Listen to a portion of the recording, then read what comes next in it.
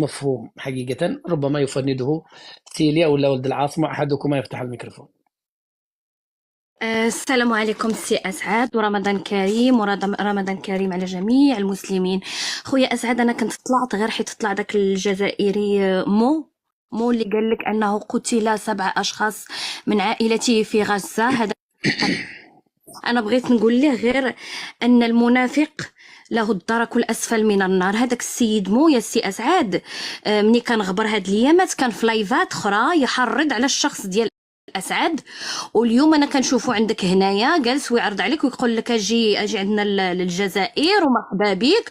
الوغ كوفل بالعكس في اللايفات الاخرى كنت نشوفو كيقول لهم اتيتم بذلك المرتزق ذلك الشخص والشيكا والسب واللعن ما نعرف فين مشى. كنت بغيت غير نسالو على هذا النفاق. سي اسعد، انا كنشوف غادي يديروا لك العراضه بحال اللي دار لك العراضه دوغان، غادي يقولوا لك مرحبا يجي غيطلعوك حتى للسما ويضربوا بك الارض. بغيت نجاوب الاخت هاد زهره. انت واقيلا السي اسعد عندك الذاكره صغيره بزاف، لانك نسيتي هاد الاخت زهره هي راه طلعت ديجا عندك. لا لا لا لا، مرة لا، طلعت مرة نعم. عندك. نعم. طلعت مرة عندك. وشنو قالت ملي طلعت عندك؟ جات كتبكي قالت لك البيوت المغاربة والمنازل ينهبوهم المخزن ويعطيهم لليهود والصهاينة. ومن بعد ديك الخطرة ملي خرجت باللي ديك الهضرة ما كايناش وما منهاش على موضوع طنجة، على موضوع طنجة جات فرحانة في خواتها المغاربة، جات فرحانة وجات عندك هنايا تقول لك اليهود يأخذون الأراضي المنازل المغربية. من داك الوقت ما بقيناش نشوفوها غير مع الانفصاليين، محشيه في الانفصاليين، ما كاينينش مع المغاربه. والكذابه والمنافقه اللي كانت كتحدث لك على الاسلام وعلى المسلمين وعلى الرسول وعلى رمضان وعلى هذا الشيء كله، كتقول لك انها عايشه في المغرب، وكلنا عارفين انها عايشه في سويسرا وعايشه مع جزائري في سويسرا مزوجه به، الله يكمل عليها. غير تعطي غير المغرب اتساع، حط اوراق المغرب ومبروك عليك الاسترزاق للجزائر. الورد كاع اللي عندهم راه عطاوه لك، مساكن حازقين داكشي كاع اللي عندهم راه عطاوه لك هذا النهار. دابا هذا الاسترزاق ما غيبقاش عندهم. المهم نجيك للجزائري الذي قال أنهم يعادون المغرب على إسرائيل. ما إسرائيل نقول ليه الحمد لله أن التاريخ يعيد نفسه. فبعد أن قام محمد السادس نصره الله وكسر الحصار عن غزة عن قطر، فكاسر الحصار محمد السادس اليوم يكسر الحصار عن غزة. والمغرب أول بلد يرسل إعانات عبر البر لغزة. مبروك علينا والحمد لله. وكنشوفوا باللي بنقنا خديجة بنقنا الجزائرية الكرغولية التي تتغنى بالحصار وبغزة ليل نهار، شفناها أنها اليوم في تل أبيب. بنقنا اليوم في تل أبيب بيتها في أوتيل في إسرائيل تحت الحماية من إسرائيل. نجي عاوتاني السي اسعد الاستاذه هذه، نرجع عاوتاني لعند وصال حيت انا ما دونت حتى حاجه، ما كنتش انا كنت طلعت غير علامه. نرجع عند هاد الزهره هذه ونقول لها لعن الله كل من يبرر لقتل اخوه المسلم او اخوه من الارض ديالو، اللي كتقول لك انا لا اخون من ذهب لفتح مكتب للريف بالجزائر ولا أخون البليزاريو، لعنه الله. لأن هاد الناس هادو بالغديوي اللي جزائري والخوه الآخر اللي جزائري ذهبوا طالبين شنو؟ طالبين السلاح ليحاربوا المغاربة، ليحاربوا إخوانها سوا ديزون. هي قالت لك خوتها هاد المغاربة، هاد الناس هادو مشاو باش يحاربوا خوتها، باش يقتلوا خوتها المغاربة. وهاد البوليزاريو اللي هي جايه تدافع عليهم على وتقول لك انا ماشي خوانه، راه هنايا باش كيقتلوا خوتنا المغاربه. المهم هذه هي المداخله ديالي، لان انا طلعت غير على سي اسعد غير لا الا طلعمو هذا النفاق وهذا الكذب هذا اللي يقول لك 7 خوتو ولا 7، هو يبغي يربط راسو خصو يربط راسو باي صفه بالجزائر. نقول له الحمد لله المغرب كتبقاو تقولوا المغرب كاسر الحصار. شوف اسعد خويا اسعد، كاسر الحصار محمد السادس. ما تبقاوش تعيطوا له محمد السادس، عيطوا له كاسر الحصار اللي تقولوا عليه صهيوني هو من انقذ غزه. ولا الفلسطيني اللي البارح قال لك ما خصناش مساعدات، ما خصناش الاكل. راه كنشوفوا الغزاويين يبكون، كنشوفوا الغزاويين يموتون، يسد غير فمو. لان الحمد لله اننا نتعامل مع غزه ومع فلسطين بوجوه بعض الفلسطينيين. شكرا. نتعامل شكرا. معهم بقلوبنا. وشكرا شكرا. شكرا اخ اسعد. شكرا لك. وبالنسبة لأصحاب ذو الوجهين هم كثر. لا، سد المايك يا أختي زهرة، سد المايك لو سمحتي، سد المايك. من يأتوني بوجه هنا ثم يأتون يسبوني في لايف هذول كثر وليس مول وحده. ولد العاصمة تفضل. طيب، السلام عليكم. عليكم السلام. أنا لا أدري، النقاش كان في واد وذهب في واد آخر. أول شيء سأعود إلى زهرة الحرية التي هي ضد تقسيم المغرب كما تدعي، لكنها ليست ضد الانفصاليين. أنا هنا شل تفكيري ضد حتى أنا. تقسيم المغرب من المنطق أنك ضد الانفصاليين. تختلفين مع الملكية وترين أن لها أخطاء، هذا من حقك، لكن أن تحوري موضوع وتنزه الجزائريين وتوجهي سهامك للمغرب وللمغاربة، هنا يظهر خبثك. وأنا أقول لك فعلا أنت ربما حالة خاصة، أنت لست مع الانفصاليين، أنت مشروع انفصالية مستقبلية. أنت تبحثين على 700 ألف أورو كما حصل عليها الأوباش الذين ذهبوا إلى الجزائر. تبحثين لك أيضا عن تمثيلية، ومن هنا المنطلق أنا أقول لك أنك قصدت المكان الصحيح. هذه المنصة قد تؤهلك، وما الهدايا الجزائرية التي يعني جاءتك وأنت يعني تبثين سمومك حول المغرب والمغاربة، ما هي إلا دليل أنك في الطريق الصحيح. أكملي على هذا المنوال، لربما تبني يستقبلك في السنة المقبلة ويفتح لك تمثيلية في تيزي وزو أو في منطقة التي تختارينها، ويكون لك أنت أيضا تمثيلية. عليك أن تكوني جريئة وتقولي بأنك تقيمين في سويسرا لا تقيمين في المغرب. لماذا تكذبين؟ الآن حسابك متصل من سويسرا. مسألة أخرى من كذبها الزلاف، قالت عندنا أكثر من 30 ألف معتقل سياسي. أنا 7000 قال 7000 7000. أنا أتحداها لو تأخذ اللاقط الآن وتعد لنا 200 فقط من هؤلاء 7000، 200 فقط، وتثبت أن لديهم اعتقال سياسي وليس عليهم جرائم جنائية. هذا تحدي مفتوح أمامها. مسألة ثالثة، إن كنت تعتقدين أن أسعد اشتراه المخزن، فلنا الحق أيضا أن نسألك من اشتراك، لصالح من تعملين، من الذي يمولك حتى تأتي لمنصات فيها نقاشات مغربية جزائرية تناصرين فيها الطرح الجزائري، ليس بالثناء عليه ولكن بمهاجمة المغاربة، مهاجمة يعني المجتمع المغربي، مهاجمة الحكم المغربي. أنا تذكرتك الآن يوم جئت هنا تصرحين وتبكين النظام المخزني باع الأراضي في طنجة لليهود والمستعمرين. تحديتك يومها أن تثبتي أن من رفع دعوة ضد السكان هو إسرائيلي، وخرجت ولم تعودي، والآن جئت بين أيدينا هنا. كذبت حينما قلت أن الشركة التي رفعت دعوة إسرائيلية، وكذبت لما قلت أن المسألة سياسية وليس لها علاقة بنزاع حول عقار. كذبت كذبا وتباكيت وأظهرت بأنك توالين السكان. والله لو سمعك سكان طنجة لرموك بالنعال. المغاربة مجتمعون ومجمعون، إن لم أقل 100%، فعلى الأقل 99% حول التفاف حول مؤسسة إمارة المؤمنين وحول الملكية. إن كنت ترين أنك تريد نظام جمهوري، لديك تبون في الجوار، ما عليك إلا طلب اللجوء. أما مسألة أنك لك رأي تعبرين عنه، أنا أتحداك في سويسرا أن تعبري في مقال أو في هكذا في مكان عام شككي بأعداد القتلى من اليهود في الهولوكوست، لنرى حرية التعبير عندك في سويسرا. شككي في عدد اليهود الذين قتلوا وأحرقوا والله ما تستطيعين، والله تذهبين للسجن ثم تأتي هنا لتزايدي علينا بحرية التعبير. نحن لا نقول بأن المغرب جنة، نحن لا نقول بأن المغرب جنة الديمقراطية، نحن لا نقول بأن ليس لدينا ظلم. وحتى الملك بنفسه يقر بأن بعض المؤسسات يجب إعادة فيها الرقابة ومحاربة الفساد. الكل في المغرب يؤمن بأنه بضرورة محاربة الفساد.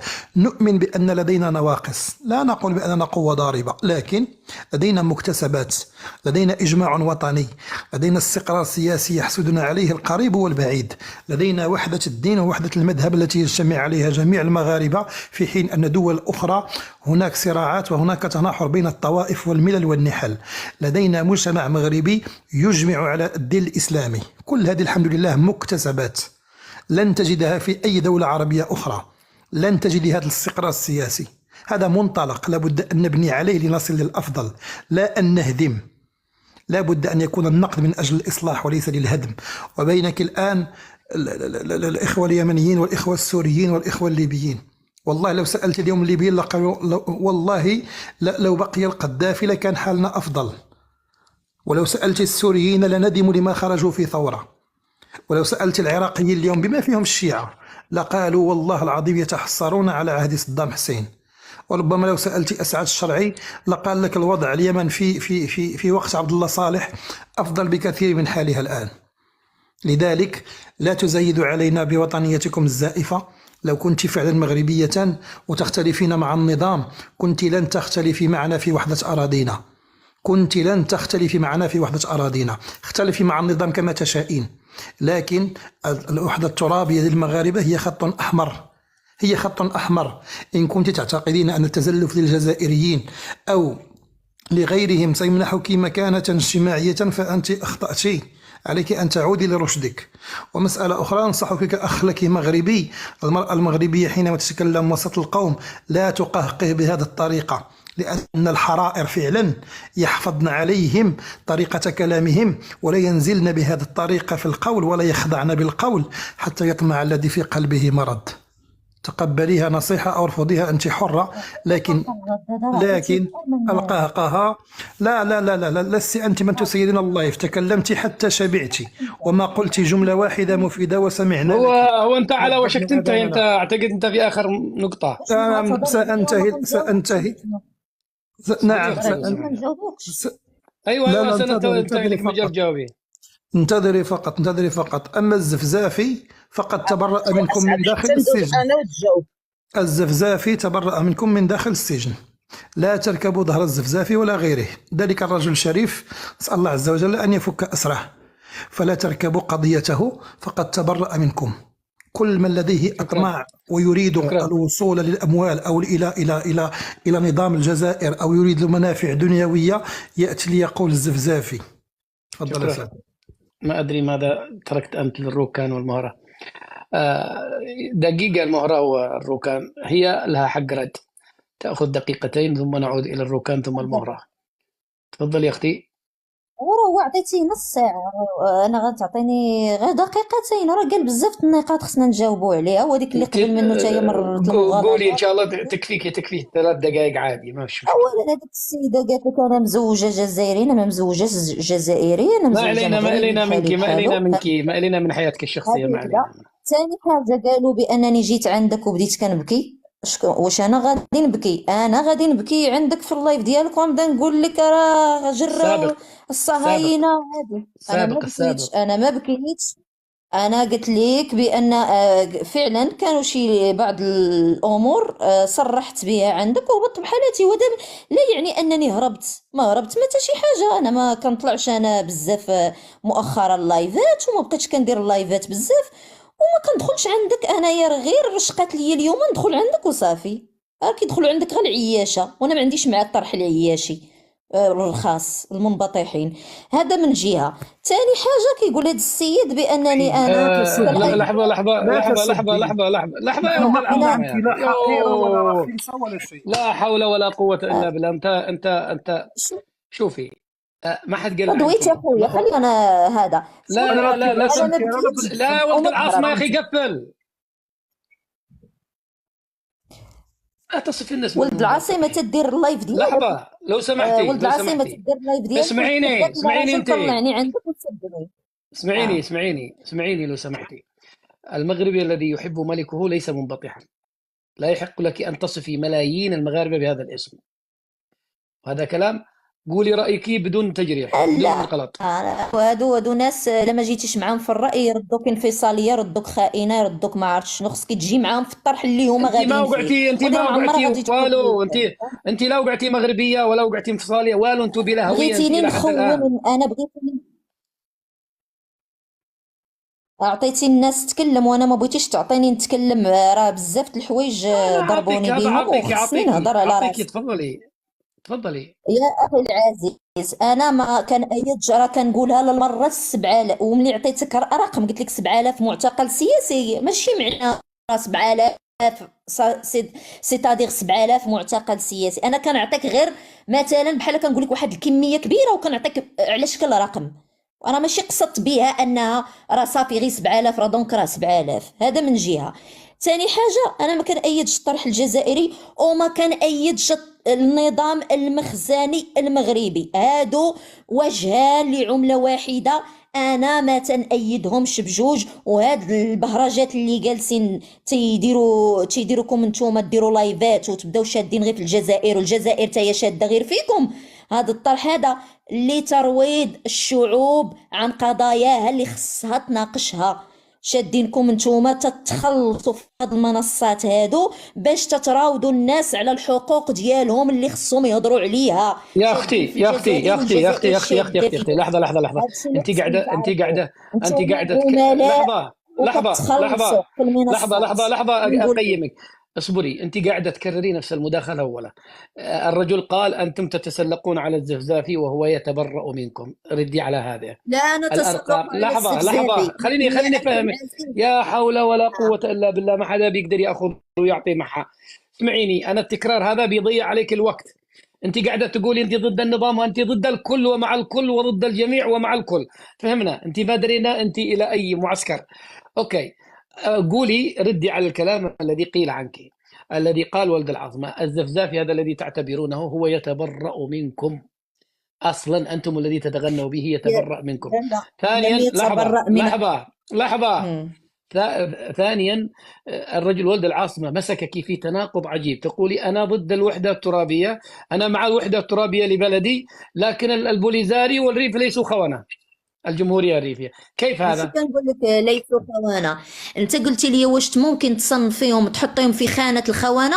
انا ما نقدرش نعتبرهم خونة، ربي اللي كيعرف واش هما خونة ولا ماشي خونة. ما نقدرش انا نخون شي انسان كيفما لا كان نوعه حول كيفما ولا كان قوة. توجهه. واحد يريد هذا هو يفصل جمهورية، واحد يريد يقول لك أنا عندي جمهورية مستقلة اسمها الريف. يا كيف أخي خاين؟ العزيز، أنا لست مع المصطلح خائن. واش كتفهم ولا ما كتفهمش؟ طيب الخائن ماذا تصل؟ باش نخون أنا شي يا إنسان، أختي ما يا نقدرش أختي نخون يا أنا شي أختي يا إنسان. أختي، والله سأعيد لك هذا السؤال وأقسم لك بالله ما تفري منه.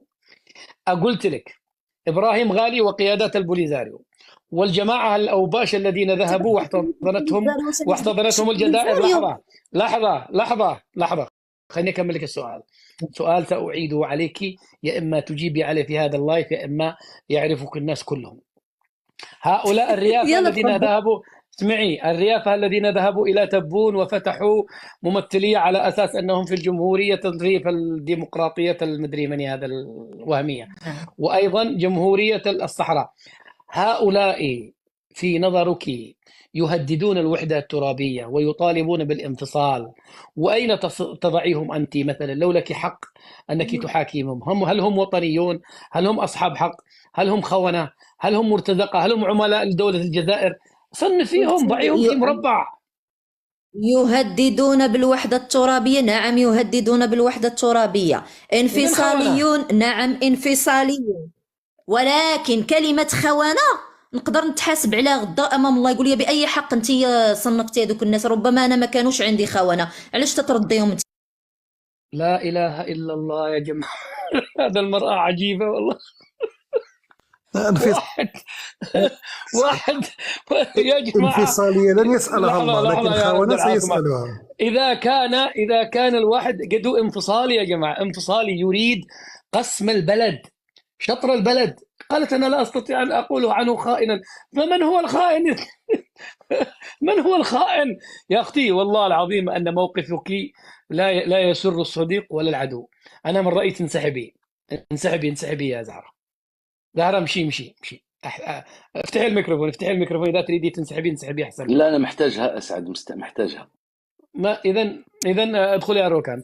ادخل ما ولد العاصمة طلعني عندك، اما باش تبقى تهرطق عليا هنايا ويعاونوك هاد عجبنيتي والله الا نعرف العياشه هادو. الا ما راه ربحوكش كنعرفكم انا، راه غير العياشي عليكم، راهم سكت عليكم. لحظة يا ولد العاصمة، لا مرحبا بها، لحظة كلكم تحت صباطي، كلكم تحت صباطي، والله ما كنعقل عليكم. هذا الهروب سلام. الهروب إلى الأمام. خلاص هي تورطت يا جماعة، نار النوخ. بلا هوية، بلا قانون، ليس لها دولة، ليس لها حاكم. الملك محمد السادس هو حاكمها ومش حاكمها، وهو أخذ حقوقها وهو ما أخذ حقوقها. البوليزاريو انفصاليين لكن ليسوا خونة. الأوباش انفصاليين لكن لا أستطيع أن أقول عنهم خونة. لا والله يا أخي، أنك وقعتي وقعة ودفتي يعني. أنت مسخوطة الوالدين، جيتي الله في حقي. يلا الروكان تفضل والله ثم الموعد. اخويا اسعد، والله الا محتاج الاخت زهره، محتاجها. الا بغيت تعاود تصلحها معايا في نقاش لا يتعدى 7 دقائق بيني وبينك. هي مشت. لا ما تطلع. هي مشت يا اخي، هي اصلا ما هي سبت عشان تهرب. انا بغيت نسولها على 3 المصطلحات. ذكرت مصطلح الريع، وذكرت مؤشر التنمية البشرية، وذكرت الجمهورية، وأنا متأكد بأنها تهتر بما لا تعلم. اليوم الجزائر أخي أسعد تعتمد على بعض الأبواق المأجورة التي لا تستطيع أن تثبت أحقية ما تتكلم فيه. يسمون أنفسهم مناضلين وهم عن النضال بعيدون كل البعد. ما هو المميز نتاع المناضل؟ المميز تاع المناضل على أنه يضبط تفاصيل القضية التي يناضل من أجلها. هؤلاء يتكلمون عن الوضع الاقتصادي في المغرب، يتكلمون عن الوضع الاجتماعي في المغرب، يتكلمون عن الوضع السياسي في المغرب، ولكن نتفاجأ عندما ندخل معهم في نقاش بأنهم لا يضبطون شيئا. مصطلحات بسيطة يلقونها يمينا وشمالا، ليسوا على إدراك بها. وذلك هو الأمر بالنسبة لهؤلاء الذين ذهبوا إلى تمثيلية الريح في الجزائر. تمثيلية الريح في الجزائر أخي أسعد من الناحية السياسية هي لفائدتنا، هي لصالحنا، لأن المنتظم الدولي ومن كان يشك في وقت من الأوقات على أن الجزائر ليست دولة راعية للإرهاب، ليست دولة صانعة للإرهاب، وعلى أنها دولة فعلا تؤمن بالمبادئ السياسية التي تتقولها في جميع المحافل الدولية، اليوم أثبتوا الجزائر على أنهم عنصر خبيث زرع بيننا في في في في في هذا العالم العربي وفي هذا العالم الإفريقي. ثم من ناحية ثانية، كل ما أثبته هؤلاء بذهابهم إلى الجزائر هم أنهم أثبتوا على أن الجزائر دولة إرهابية بامتياز، بنفس المنطق التي صنفت به حركة الماك. وتكلمتم في البارحة أو أول البارحة على ما أعتقد عن حركة تحرير القبائل، بتصنيف حركة الماك كحركة إرهابية، نفس المنطق الذي يقول بأن استقبالها ل4 تاع الأفراد المهووسين الذي سماهم الزفزافي أطلق الله أسره، سماهم بحمالة الحطاب، سماهم بالمهووسين بالزعامة، وسماهم بالخونة. اليوم يستعملون صور هؤلاء من أجل أن يثبتوا على أنهم فعلا خونة للوطن. هذا مفهوم بسيط جدا لا يمكن للأخت زهرة على أن تنكره، ولو أنها يبدو على أنها حاقدة وغاضبة وتتناول الموضوع بشعبوية لا تدرك ما تقول، هذا شأنها.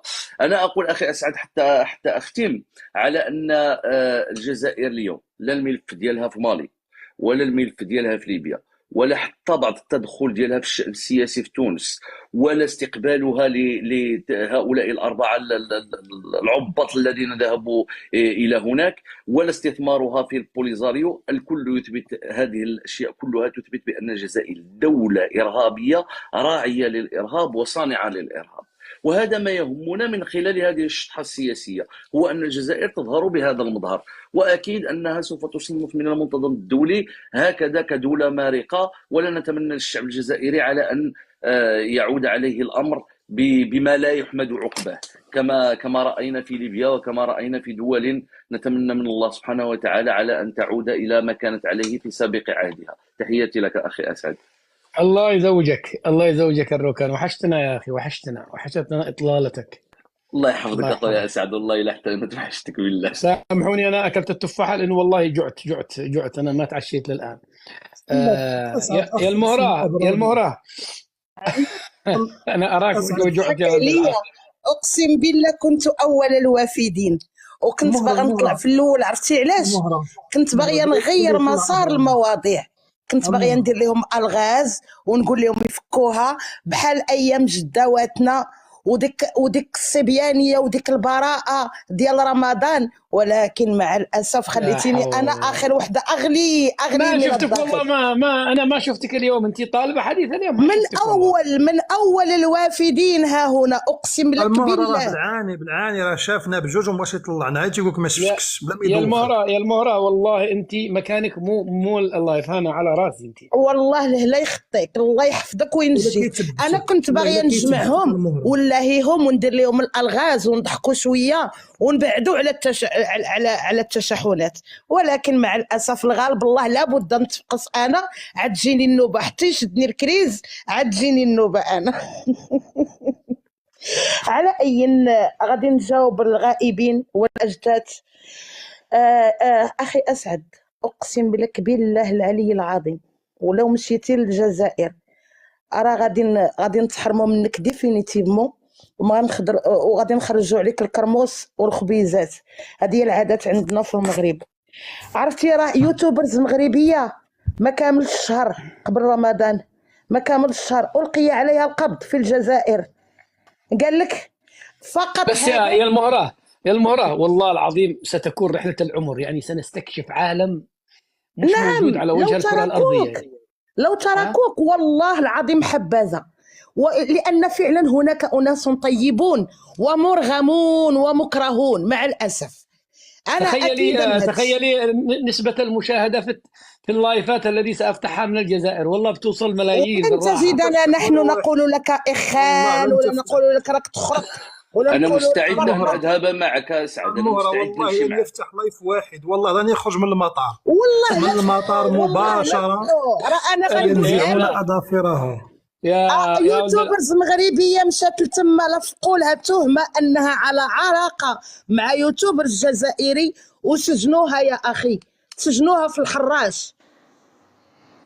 بس انا لو اذهب يعني فعلا انتم المغرب دوله طبيعيه، لكن انا ساذهب الى الجزائر عالم فيه سيسلموك الامارات مباشره الى ابناء زايد يا اسعد. هذا إن لم ينجروك على ظهره والله يديروا حلف ويتصالحوا مع الامارات ويهديوا لهم اسعد على طبق من فضه. اقسم بالله انا مستعد نمشي مع اسعد. انا مستعد نمشي مع اسعد، نطلب الفيزا عبر انترنت ونديروها في يد ربي، نتوكلوا على ربي. اوكي عافاكم خليوني نكمل المداخله ديالي ونخدم اجنده جزائريه يا المهره. الروكان يريد ان يقدم اسعد على طبق من ذهب. بالله اخويا ولد العاصمه حتى نمشي مع اسعد. خلوني نكمل المداخله ديالي. الله يهديكم. راه غتبقى الهضره في حلقه. والله انا يا اخي اسعد فقستيني. حيد القلم، عيد نكتب لك القلم. طيب انا ساودعكم والله. انا ذاهب. لا خليني نكمل المداخله ديالي. مستحيل تبات في جوفي وتجي لعندي يا اسعد. مالك ظالم معايا. لا مو اودعكم هنا في اللايف، قصدي ساودعكم الى الابد. انا مغادر الى الجزائر ان شاء الله. سامحوني يا اخوان. وصافي كتسنى جوج لافات ديال الدموع غادي نضرفوهم عليك. والله ما نقصروا من جهدنا. خاشوقجي الياباني. جوج لافات ديال الدموع، زلافه من هاد العين وزلافه من هاد العين غادي نحطهم على صاحبي. انا عندي صديق وفي جدا ماركو. هذا صديق يحبني بزاف، قال بي يضيفني ماركو اطيبهم. والله الا ماركو اطيبهم رغم كل شيء. على اي خليوني نكمل المداخله. قال لك الاخ اللي كان قبيله حنا نكذبوا بان الكدار معناها البغل، ماشي الحمار. الكدار هو البغل، وهما كيقولوا بان كياكل بزاف ولا الهيئه ديالو طويله ولا غليظ ولا هذا نسبه الى البغل. والاخ الجزائري لا يريد الاعتراف بها. الكيدار راه عندنا نفس الدارجه يا اخي، بلا ما تبقى تحور علينا وتقول لنا عندكم انتم البغل، حنا عندنا لا، حنا عندنا هو طويل القمل اكل. لا خويا راه هو البغل، قال ليه هذا بغل وشويه قال ليه كانيبال، قال لي كانيبال. على اي قلتوا باننا حنا كنستقبلوا الفرنسيين ومطبعين عندنا عادي اننا نستقبلوا الفرنسيين. يا اخي انتم راكم تبوسوهم، وراكم الرئيس الفرنسي منين زاركم راكم تبوسوا فيه وتقولوا له فيزا فيزا مسيو البريزيدون، فيزا فيزا، كلكم عيالاتكم ورجالكم وولادكم وبناتكم، فيزا فيزا مسيو البريزيدون. علاش كتزايدوا علينا؟ ومنين نتوما كتقولوا لنا لحقاش واحد قال لهم لحقاش هو سافر لاسرائيل وداير البورنيطه ديال الاسرائيليين. ياك اخي وانت اللي الرئيس ديالك استقبل اليهود وغادي معاهم، استقبل اليهود وغادي معاهم كيوريهم المقابر ديال اجدادهم، كلشي موثق بالفيديوهات. على من تزيدون؟ الا كانوا نتوما حاجرين عليكم ومحيدين لكم الاخبار العالميه باش تشوفوا حجم المغرب ولا حجم التقدم في العالم ولا تسايروه، حنا راه منفتحين والحمد لله. علاش كتكذبوا علينا؟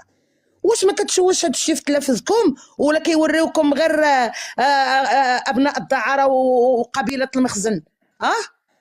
ردوا البال معنا الله يرحم الوالدين، كونوا بعقلكم، قلبوا على الاخبار من غير القنوات الجزائريه، قلبوا على الاخبار من غير قنوات الصرف الصحي باش تعرفوا الحقيقه. وعاو فيكم من نعاسكم. غادي نمشيو يا سيدي، قال لك احنا دايرين الفيزا، فارضين الفيزا على الدول الاخرى من باب المعامله بالمثل.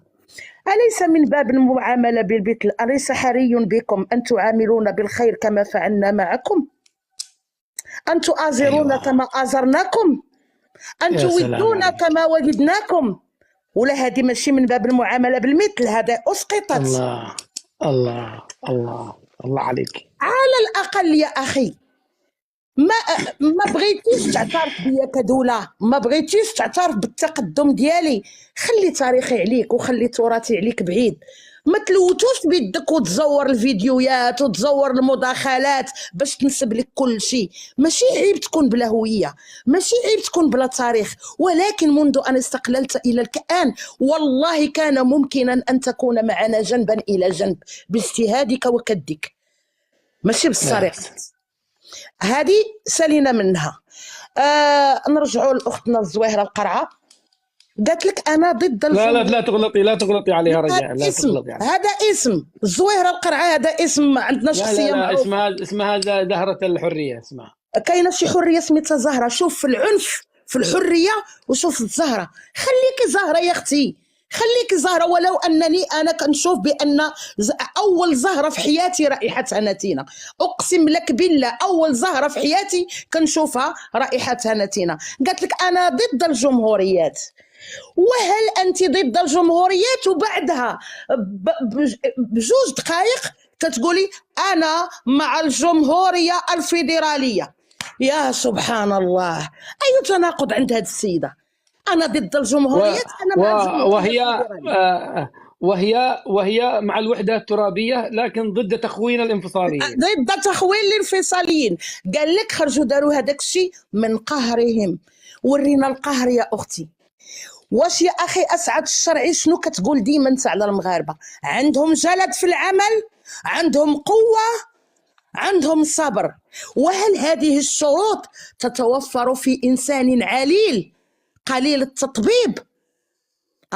لا قليل التغذيه؟ لا، انتم صحتكم ما شاء الله المغاربه والله فظيعين ما شاء الله عليكم صراحه. هذه الامور هل تتوفر في انسان يعني قليل التغذيه ولا قليل التمريض ولا عنده نقص في التمريض؟ يا عباد الله، هذه السيده كامله متناقضه. قالت كيف تدعون الديمقراطيه والعدل والعالم الغربي وما فيش الديمقراطيه؟ يا اختي بغيتينا نطلعوا معاك للجنه؟ ايوا الا كان العالم الغربي ما فيش الديمقراطيه علاش باغيه تبدلي النظام؟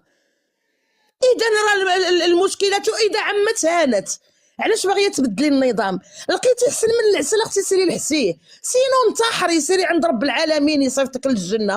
هادشي اللي عندنا، هادشي اللي موجود. اما قبلي بيه واما الله يعاونك لا رواس. تجي تقول لها واش سرقوا الفلوس؟ لا انا ما قلت سرقوا الفلوس. واش داو لكم الاملاك؟ لا تزايدوا علي، لا تحاولوا توريطي، انا ما قلتش داو لي الاملاك. اذا من اين تورطك؟ من اين تشتكين؟ وريني شي حاجه دايرها لنا هذا النظام نكونوا معك كاملين. حنا كاملين ندعموك، حنا كاملين معاك لاله مولاتي. انا فعلا والله العظيم الى عقلي مخي وقف. الا كانوا هذوك الناس ديال الريف مشاو عند الجزائر من حقهم يعمروا لي كونت ديالهم في البنكه، ناس كتقلب يا على الفلوس يا على المكانه. وعلاش ابراهيم غالي باش حسن منهم اللي داروا رئيس جمهوريه؟ حتى هما باغيين ياخذوا المقامات وياخذوا الالقاب، من حقهم. ولكن انت على قبل الورود اللي جاتك من عند الجزائريين، والله انا الورود اللي تجيني من عند خوتي المغاربه ازكى واطيب واعطر. ما نقبلش الزهور باعتبارها زهره. الزهور لا الزهور راه صيفطوا ليها الكادويات والله العظيم يا اخي اسعد. حتى لو كانت عندي مظلمه عند المغرب، عندما يدعمني الجزائري والله ساعود الى رشدي، لن اقبل دعمه لانني اعرف انه مسموم وخبيث. لن اقبل دعمه. وحنا طيب حتى ماركو لا يا اخي. شوف انا قلت لك من الاول ما كنتش باغا ندخل في هذه المتاهات. انا كيضطروني، انا في الاول كنت باغا نمشي فيهم معاهم بواحد المنحى بعيد عن الصراعات، ولكن الغالب الله. انا اختم قولي اخي اسعد، إذا أردت تحرير وطن ضع في مسدسك 10 رصاصات، 9 للخونة و1 للعدو الداخلي، فلولا خونة الداخل ما تجرأ عليك عدو الخارج. حسبنا الله في هؤلاء.